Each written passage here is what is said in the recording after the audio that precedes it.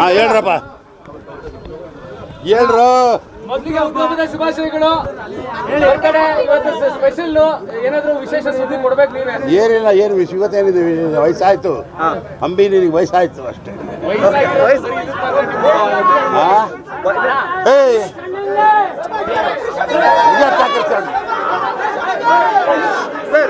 Sir, rebel star ಅಭಿಮಾನಿಗಳಿಗೆ double ಸಂಭ್ರಮ. ಒಂದು ನಿಮ್ಮ ಬರ್ತ್ಡೇ ನಿನ್ನೆ ಅಷ್ಟೇ, ನಿಮ್ಮ ಮಗನ ಸಿನಿಮಾ ಸೆಟ್ ಇರುತ್ತೆ, ಆ ಬಗ್ಗೆ ಹೇಳಿ ಸರ್. ಅದೇ ಮಗಂದು ಮಾಡಿದ್ದೀವಿ. ನಮ್ಮಂದ್ರೆ ಅದನ್ನೇ ತಿಳ್ಕೋಬೇಕು, ಮುಂದಕ್ಕೆ ಜನ್ರೇಷನ್ ಹೋಗ್ತಾ ಇದೆ ಅಂತ ನಮಗೂ ಸಂತೋಷ. ನನ್ನ ಮಗನಿಗೆ ಇಂಟ್ರೆಸ್ಟ್ ಇಲ್ಲ, ಅದೇನೋ ಹೊಸ್ದಾಗಿ ಇಂಟ್ರೆಸ್ಟ್ ತಗೊಂಬಂದು ನಾವೆಲ್ಲ ಹೇಳಿದ್ವಿ ನೋಡ್ರಪ್ಪ, ಪ್ರಿಪೇರ್ ಆಗಿ ಬರಬೇಕು. ಮುಂಚೆ ನಮ್ಮ ಥರ ಅಲ್ಲ, ನಾವು ಹೆಂಗೋ ಸಿನಿಮಾಗೆ ಬಂದುಬಿಟ್ವಿ.